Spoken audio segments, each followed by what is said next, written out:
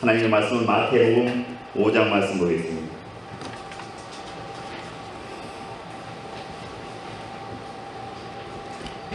마태복음 5장 38절로 42절까지 말씀입니다. 마태복음 5장 38절에서 42절까지 한 절씩 교독합니다. 또 눈은 눈으로 이는 이로 갚으라 하였다는 것을 너희가 들었으나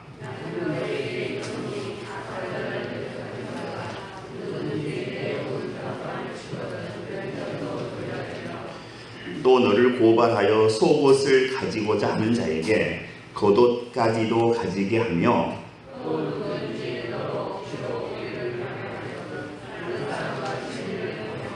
함께 읽겠습니다. 내게 구하는 자에게 주며 내게 구고자 하는 자에게 거절하지 마라. 아멘.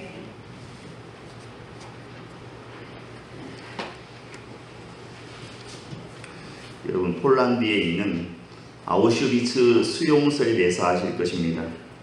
2차 세계대전 때 유태인 600만 명이 학살된 장소입니다.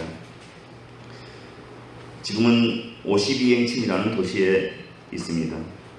여기에 갇혀있던 그 유대인들은 몇 년 동안 자기 가족, 또 친척, 또 친구들이 무참하게 가스실에 끌려가서 얼마 지나지 않아서 시체로 돌아 나오는 것을 생생하게 목격했습니다. 아마 이 유대인들의 마음속에는 독일 군인, 나치를 보기만 하면 정말 죽이고 싶은 그런 마음이 있었을 것입니다. 밤이고 낮이고 복수하고 싶은 생각에 이를 갈았을 것입니다. 그렇기 때문에 거기서 살아남은 유대인들, 이 유대인들은 분노로 또 증오로 똘똘 뭉친 그런 사람들이었습니다. 그런 사람 가운데 엘리 바이젤이라는 사람이 있습니다.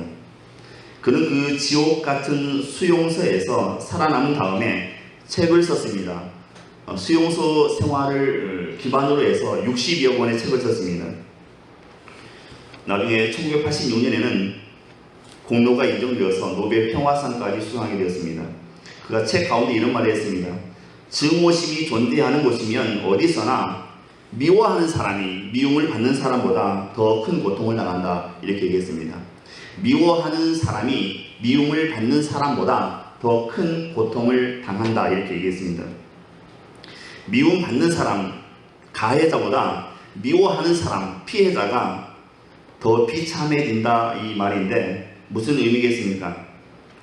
피해자가 가슴에 복수심이 차고 넘치면 그 복수심의 불길에 피해자 자신이 먼저 마음속에 3도 화상을 입는다고 합니다. 계속 미워하다 보면 상대방이 좀 피말라 죽었으면 좋겠는데 그러지 않고 오히려 내 마음에 내가 3도 화상을 먼저 입게 된다, 그렇게 그 책에 써놨습니다. 악한 놈은 악을 행하고도 멀쩡하게 잘 사는데 오히려 피해를 당한 사람이 가슴 아리하고 또 더 큰 고통을 당하기도 합니다. 그래서 악한 자를 대적하는 것보다 차라리 그를 용서하는 것이 훨씬 내 자신에게 유익하다 하는 것입니다. 하나님은 우리가 이 복수심 때문에 우리의 내면이 황폐해지는 것을 원하지 않으십니다. 오늘 보면 38절에 보시면 눈은 눈으로 이는 이로 갚으라 하였다는 것을 너희가 들었으나 나는 너희에게 이르노니 악한 자를 대적하지 말라, 이렇게 말씀하십니다. 이 율법은 출애굽기 21장 24절과 25절의 말씀을 인용하신 것입니다. 눈은 눈으로, 이는 이로, 손은 손으로, 발은 발로, 데운 것은 데운 것으로, 상하게 함은 상함으로, 때린 것은 때림으로 갚을지니라, 이렇게 기록되어 있습니다. 이런 그 율법을 읽으면 어떤 생각이 드십니까? 율법은 좀 왠지 잔인한 것 같다, 그런 생각을 할 수 있습니다. 남이 내 눈을 뽑았다면 그 사람도 눈이 빠져야 되는 것이 율법입니다. 그러나 이것은 오히려 인간이 갖는 그 감정과 폭력을 억제하는 자비로운 법의 목적으로 하나님께서 우리에게 주신 것입니다. 왜냐하면 우리는 보통 남이 나에게 10이라고 하는 그 힘으로 나를 때리면 우리는 그 배 20이나 30으로 보복하게 되는 것이 우리의 모습이기 때문에 그렇습니다.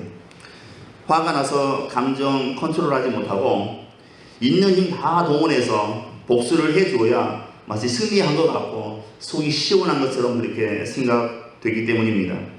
인간의 복수심은 상대가 내 이빨을 하나 뺐으면 나는 최소한 상대방의 이를 2개 혹은 3개 정도를 빼줘야 그래 마음이 좀 시원해지는 느낌입니다. 하지만 율법은 내가 손해본 만큼만 복수해야 한다 이렇게 가르치고 있습니다. 내가 손해본 만큼, 내가 피해당한 만큼만 복수하게끔 되어 있습니다. 복수의 양을 통제하고 있는 겁니다. 한 대 맞았는데 100대 때리면 안 되는 겁니다. 한 대 맞았으면 한 대 때리는 겁니다.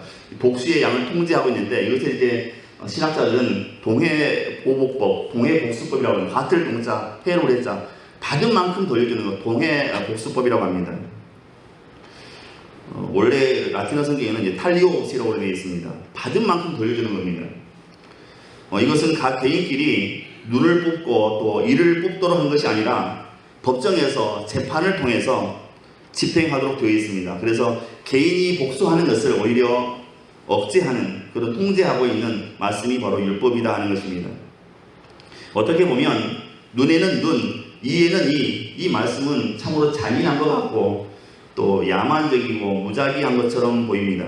그러나 하나님께서 이렇게 말씀하신 것은 더 큰 보복, 더 심한 복수의 비극이 생기지 않도록 하는, 다시 말해서 그 피해를 최소한으로 줄이는 가장 좋은 방법이었습니다. 이것이 원래 율법의 목적이었습니다.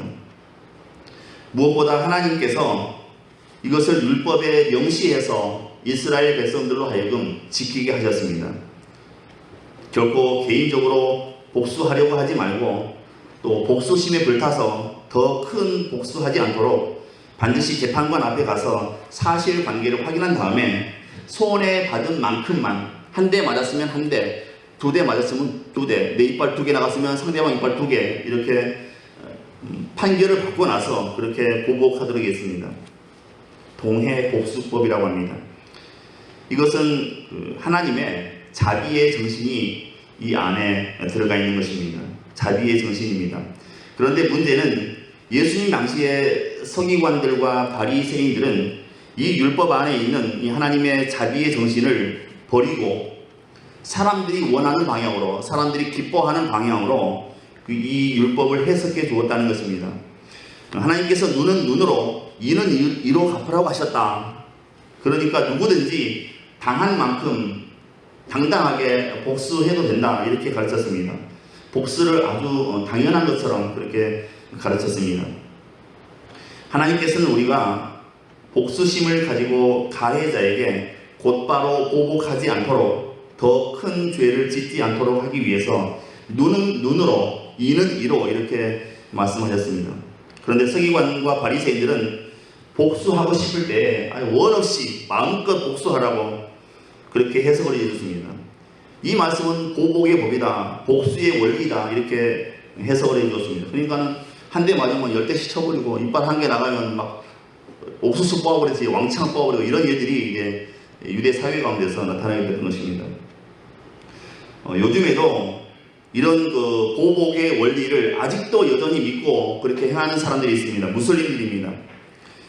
무슬림들은 이것이 알라의 뜻이다, 인살라, 알라의 뜻이다 이렇게 믿고, 그리고 율법의 이름으로 복수하고 또 테러를 통해서 복수하고, 심지어는 전쟁을 일으켜서 이것은 거룩한 성전이다, 지하드다 이렇게 해서 전쟁을 통해서 또 복수하기도 합니다.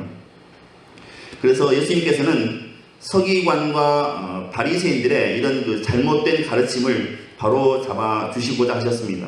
보면 39절입니다. 나는 너희에게 이르노니 악한 자를 대적하지 말라. 누구든지 내 오른편 뺨을 치거든 왼편도 돌려대며 이렇게 기록하고 있습니다. 여기에 보면 예수님께서는 나는 너희에게 이르노니 이렇게 말씀하십니다.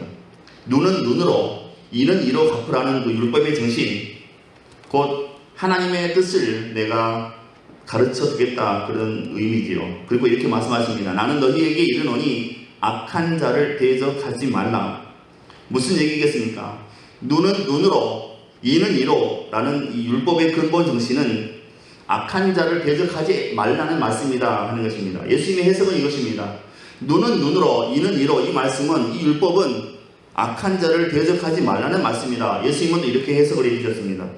바리새인이나 서기관들이 실컷 두들겨 펴라 이런 해석과는 전혀 다른 것입니다. 여기서 대적하다는 이 헬라어 원어 단어가 안티세나이라고 하는 단어인데 강력하게 저항하다, 또 안가품하다 이런 의미를 가지고 있습니다. 따라서 예수님께서 악한 자를 대적하지 말라고 하신 것은 내가 어떤 피해를 보았다고 해서 결코 개인적으로 그 사람에게 보복하거나 복수하려고 하지 말아라, 그런 의미가 되겠습니다. 신학자 윌리엄 바클리라는 분은 오늘 본문을 주석하면서 해석하면서 이런 말을 했습니다. 예수님이 하신 이 말씀이야말로 기독교가 세상에 보여줄 수 있는 가장 독특한 성격의 윤리이다, 이렇게 얘기했습니다. 예수 믿는 사람이 악한 자를 대적하지 않고 그냥 당하는 것이야말로 세상과 다른 윤리적인 기준이요, 그것이 진정한 기독교인다운 삶이다, 그렇게 말한 것입니다.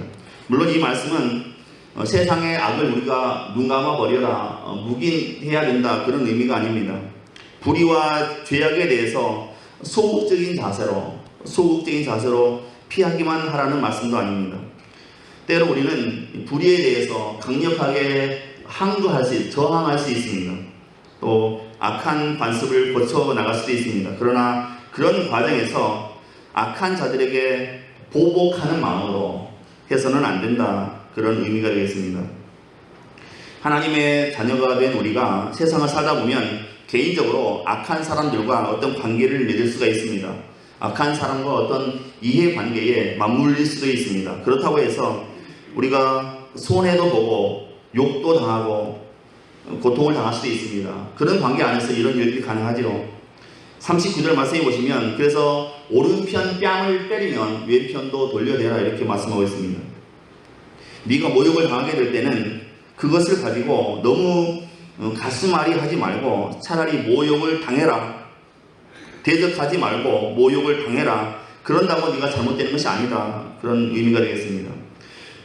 만약에 어떤 사람 때문에 재산에 손해를 보았다면 그것으로 끝내라. 그것을 배상받기 위해서 악으로 대하지 말고 손해 보면 손해 보아라, 이런 얘기가 되겠습니다. 너의 축복이 하늘로부터 임하는 것이지 사람에 의해서 주어지는 것이 아니다, 그런 의미가 되겠습니다. 만약에 어떤 사람이 너의 인권을 침해하고 내 자유를 침해해서 하기 싫은 일을 억지로 강제로 시킬 때에는 오리가 아니라 심리까지 가주어라, 이렇게 말씀하십니다. 이왕 이렇게 된 바에는 기쁜 마음으로 봉사해 주어라, 그렇게 말씀하시는 것입니다. 이것이 바로 악인을 악으로 대하지 말라는 주님의 말씀이 되겠습니다. 오늘이 지금 산상수훈 시리즈 16번째 가운데 7번째 시간입니다. 산상수훈이 읽기는 쉬워도 그 의미를 파악하기는 그렇게 쉬운 내용은 아닙니다. 잠시 쉬어가겠습니다. 어느 의사가 요즘 잘 안 돼, 병원도 안 되지 않습니까? 병원도 폐업하는 데가 많습니다. 어느 의사가 기발한 아이디어를 냈습니다. 병원 입구에 대문짝만하게 이렇게 글을 써놓았습니다. 단돈 100만 원으로 모든 병을 고쳐드립니다. 만약 실패하면 1000만 원을 돌려드립니다. 이렇게 대문짝만하게 병원 입구에다 써서 붙였습니다. 길을 지나가던 한 남자가 이것을 보고 옳거니 잘하면 1000만 원 벌 수 있겠다 생각하고 병원에 찾아왔습니다. 그래서 의사에게 얘기했습니다. 선생님, 저 미각을 잃었어요. 맛을 못 느껴요. 미각을 잃었어요. 그러니까 의사 선생님이 간호사를 부르더니 거기 간호사 22번 약 갔다가 환자분 혀에 3방울만 떨어뜨려 주세요, 얘기했습니다. 간호사가 의사 선생님 말씀대로 그 22번 약을 갖다가 혀에 3방울 뚝뚝뚝 떨어뜨렸습니다. 그러더니 이 남자가 막 가래를 뱉으면서 이거 보시고 휘발유지 않습니까? 휘발유. 그러니까는 축하드립니다. 미각이 돌아오셨습니다. 100만 원 계산하시고 가면 됩니다. 이렇게 보냈습니다. 이 남자가 얼마나 억울하겠습니까? 며칠 있다가 다른 사람처럼 변장을 하고 다시 이 병원에 왔습니다.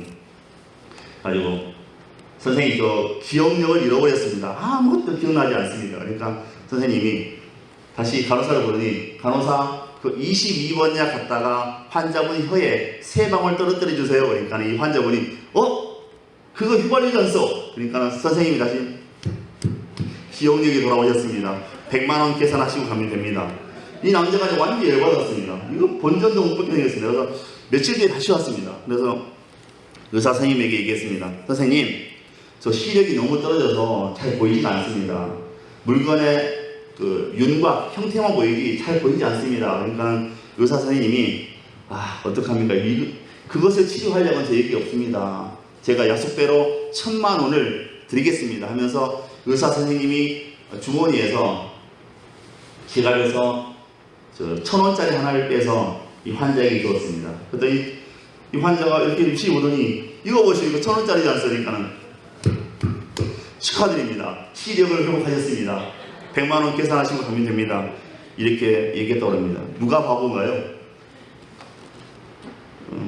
아주 순진한 그 충청도 친구가 면허를 땄습니다. 이 친구는 정말 법 없이도 살 수 있는 친구입니다.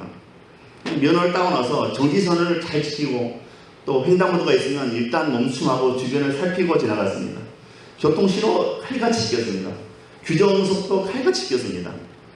이 친구가 어느 날 자기 친구와 함께 부산에 가게 되었습니다. 고속도로를 올라탔습니다. 그런데 워낙 도덕 점수 만점 받던 친구라 절대 과속하지 않습니다. 80이면 80, 100이면 100, 그냥 갑니다. 그러니까 옆에 앉았던 친구가 너무 답답한 겁니다. 야, 그래 어느 세월에 부산 가냐? 좀 제발 밟아라, 좀 밟아. 그래서 이 친구는 묵묵히 그 속도로 차지 갔습니다. 옆에 있는 친구가 막 성질 내면서 너 그렇게 하면 날 샌다. 차라리 내려라 이렇게 얘기했습니다. 그래도 묵묵히 저속으로 갔습니다. 그런데 갑자기 옆차선에서 그 스포츠카가 쌩 하더니 지나갔습니다. 시속 200km로 쌩 지나갔습니다. 그러니까 갑자기 충청도 친구가 돌변하더니 막 기어를 5단 넣고 쫓아가는 겁니다. 시속 200km 쫓아가는 겁니다. 시속 100km 달리다가 시속 200km 쫓아갔습니다. 그러니까 옆에 있는 친구가 놀래가지고 무서워서 옆에 손잡이 잡으면서 야, 너 왜 그래? 세워, 천천히. 그런데 이 친구는 시속 200으로 달렸습니다. 계속 쫓아가는 겁니다. 옆에 있는 친구가 너무 화가 나서 야, 차 세워. 너 도대체 왜 그러는 거야? 너 죽으려고 환장했어. 그러니까 그 충청도 친구가 이렇게 얘기하려 합니다. 저기 표지판 봐. 앞차와의 거리 100m. 앞차와의 거리 100m 뭐야? 그래서 그 지나간 차와 스포츠카와 거리를 100m 맞추기 위해서 이 순진한 충청도 친구가 그렇게 차를 밟았다. 누가 바보인가요?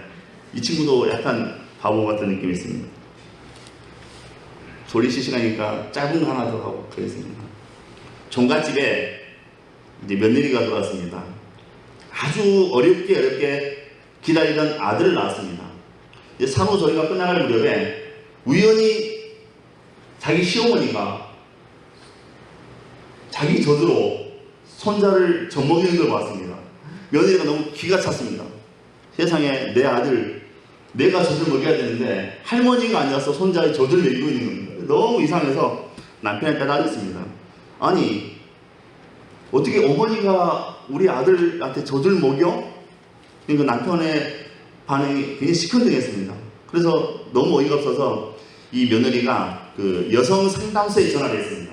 그래가지고 이제 그 전후 사정을 설명했습니다. 이만저만해서 내가 난 아들을 낳았는데 우연히 보니까 우리 시어머니가 우리 아들한테 젖을 먹이고 있더라. 나도 먹이고 우리 시어머니도 젖을 먹이고 이거 어떻게 하면 좋냐? 그랬더니 그 여성 상담소 상담원이 이렇게 한마디 하더랍니다. 그러면 맛으로 승부하십시오. 그렇게 얘기했답니다. 할머니 젖과 엄마 젖 그 맛으로 승부하십시오. 이렇게 얘기했다고 합니다. 심리학자들의 말을 들어보면 자기를 지키기 위해서 남을 해치고 도망가는 사람들 이런 사람만큼 약자가 없다고 합니다. 강자는 절대 그렇게 하지 않는다고 합니다. 약하기 때문에 그런 짓을 한다는 것입니다. 약하기 때문에 남을 해치고 또 먼저 자기가 주먹질을 하게 된다는 것입니다. 그리고 주먹질 해놓고 도망가게 된다는 것입니다. 강한 사람은 강자는 절대로 그렇게 하지 않는다고 합니다. 그래서 예수님이 이와 같은 인간의 나약성을 아시고 또 악한 자들의 약점을 아시고 그 사람들을 불러서 그 사람 가까이 오게 하셔서 품어주셨다고 성경은 기록하고 있습니다. 이것이 예수님의 마음입니다. 약하기 때문에 그렇게 행동하는 것입니다. 우리가 그걸 알고 있다면 예수님의 마음을 가지고 그런 사람들을 우리가 품을 수 있게 되는 것입니다. 아주 포악한 사람들, 저 사람들이 강해서 그러는 게 아니라 원래는 심리학자들의 말에 의하면 원래는 약하기 때문에 심신이 마음이 약한 사람들이기 때문에 그렇게 한다는 것입니다. 구약의 모세의 율법과 또 신약의 예수님의 복음 사이에는 그 강조하는 바에 있어서 좀 차이점이 있습니다. 구약의 율법은 행위에 중점을 둔 법입니다. 그리고 율법은 우리의 모든 행동을 통제하는 법입니다. 하지만 복음은, 예수님이 말씀하신 복음은 우리의 생각을 강조합니다. 우리의 마음을 강조합니다. 우리의 행동을 강조하는 게 아닙니다. 행위를 지배하는 보다 근본적 요소들에 주목하고 있는 것이 복음입니다. 예수님은 율법의 규정 자체보다 그 규정이 만들어진 본래의 목적을 더 중요시 하시는 분이다 하는 것입니다.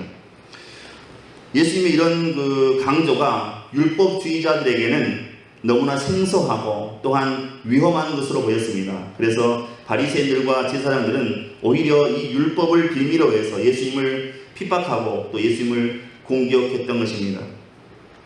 우리는 하나님만이 심판할 수 있고 또 하나님만이 우리에게 대신해서 복수를 주실 수 있다, 이런 확고한 원칙을 가지고 있어야 됩니다. 피조물인 우리의 중요한 의무는 우리가 하나님 되지 않을 의무입니다. 우리가 하나님이 되지 않아야 할 의무가 우리에게 있는 것입니다. 예를 들어서 아담과 하와는 선악과를 먹으면서 스스로 하나님처럼 되려고 했습니다. 선악과를 따먹으면서 하나님처럼 되고자 했습니다. 한데 우리의 의무는 하나님처럼 되지 않을 의무가 우리에게 있다는 것입니다. 아담과 하와처럼 되면 안 된다는 것입니다. 심판과 보복은 하나님 고유의 영역입니다. 하나님만이 하실 수 있는 것입니다. 하나님의 심판과 또 사람의 이 비폭력은 연결되어 있는 것입니다. 베드로전서 2장 22절로 24절에 보시면 예수님은 전혀 죄를 짓지도 않으셨고 또 순수하셨음에도 불구하고 아무 저항 없이 매맞고 찔림을 당하시며 십자가를 지시고 언덕에 오르시고 또 십자가에 달려 돌아가셨다, 이렇게 기록하고 있습니다. 오직 공의로 심판하시는 하나님께 모든 것을 맡겨두고 예수님은 그렇게 핍박을 받고 고난을 당하셨다, 그렇게 기록하고 있습니다. 보복을 하고 나면 남는 게 뭐가 있겠습니까? 허무함입니다. 허무함. 2005년도에 개봉했던 영화 친절한 금자씨, 이 영화가 이제 보복을 다루는 영화지 않습니까? 복수하는 영화인데 이영애 씨가 금자씨가 억울하게 이제 살인의 누명을 쓰고 13년간 복역하지요. 복역하고 나와서 이제 복수하는 내용이 이 친절한 금자씨 영화인데 이영애 씨 유행어 있지 않습니까? 너나 잘하세요. 예, 이 영화를 설명할 수 있는 그런 한마디 단어라고 생각합니다. 보복하면 우리 가슴속에 뭐 기쁨이 임할 것 같고 그러지만 그렇지 않습니다. 근데 보복을 하고 나면, 복수하고 나면, 남에게 해를 끼치고 나면 우리 안에 남는 것은 허무함 뿐이다라고 하는 것입니다. 이 보복과 복수를 우리가 하나님께 맡길 때 우리 인생에 이 하나님의 샬롬, 하나님의 평강이 임하게 되는 것입니다. 말씀을 정리하겠습니다. 41절에 보시면 또 누구든지 너로 억지로 오리를 가게 하거든 그 사람과 심리를 동행하고, 이렇게 말씀합니다. 억지로 오리를 가게 하거든. 여기서 오리는 황토 오리, 유황 오리, 이런 오리가 아닙니다. 오리는 2km예요. 2km. 심리는 4km입니다. 누가 억지로 오리를 가자고 하면 심리까지 동행해 줘라, 그렇게 말씀하십니다. 예수님은 우리에게 오리 인생이 아닌, 오리는 유황오리가 아니라고 했습니다. 오리 인생이 아닌 심리 인생을 살라, 그렇게 말씀하십니다. 내가 해야 할 의무보다 조금 더 하고 남의 기대보다 조금 더 하고 받는 대가보다 조금 더 하고 또 약속 시간보다 조금 더 빨리 오라는 것입니다. 예배 시간도 10분 전에 오는 거와 11시 정각에 맞춰서 오는 거와 또 11시 10분에 오는 것은 의미도 차이가 있지만 또 은혜에도 큰 차이가 있습니다. 직장에서 정리 대상 1순위는 무능력한 사람이 아닙니다. 늦게 출근하고 일찍 퇴근하는 사람입니다. 좀 능력이 없어도 괜찮습니다. 하지만 일찍 나와서 늦게 들어가면 좋은데 꼭 늦게 나와서 일찍 들어가려고 하는 사람, 이런 사람들이 이제 정리 대상 1순위입니다. 그래서 오늘 38절 42절 이 말씀을 통해서 주님께서 우리에게 오리 인생이 아닌, 황토오리가 아닙니다. 오리 인생이 아닌 심리 인생을 살아가라, 그렇게 지금 말씀하시는 것입니다. 조금 더 사랑하고 조금 더 섬기고 조금 더 봉사하고 조금 더 기도하고 조금 더 용서하는 오리 인생이 아닌 심리 인생을 살아가라, 그렇게 말씀하시는 겁니다. 좀 손해보는 것 같지만 좀 억울한 것 같지만 그렇게 살아라, 그렇게 예수님 우리에게 말씀하시는 겁니다. 오리 인생이 아닌 심리 인생을 살아라. 우리가 이런 인생을 살아가게 될 때 하나님께서 우리 안에 날마다 새로운 은혜로 또 우리 삶 가운데 놀라운 축복으로 날마다 채워주실 줄 믿습니다. 여러분 모두가, 저와 여러분 모두가 오리 인생이 아닌, 왜 오리라고 했는지 모르겠어요. 오리 인생이 아닌, 유황오리 아닙니다. 오리 인생이 아닌 심리 인생을 살아가시는 축복의 사람들 다 되시기를 주님의 이름으로 축원드립니다. 기도합니다. 은혜로우신 하나님, 이 시간 우리에게 믿음을 더해 주옵소서. 우리 일생을 살아가면서 하나님 앞에 우리 스스로 보복하지 않게 하시고 모든 것을 하나님께 맡길 수 있는 믿음 주시고 우리가 평생을 살아가면서 조금 더 섬기고 조금 더 사랑하고 조금 더 기도하고 조금 더 봉사하는 오리 인생이 아닌 심리 인생을 살아갈 수 있도록, 그래서 우리가 하나님 앞에 사랑받고 큰 복을 받는 귀한 믿음의 사람들 다 될 수 있도록 역사하시고 축복해 주옵소서. 믿고 감사하오며 예수 그리스도의 이름으로 기도하옵나이다. 아멘.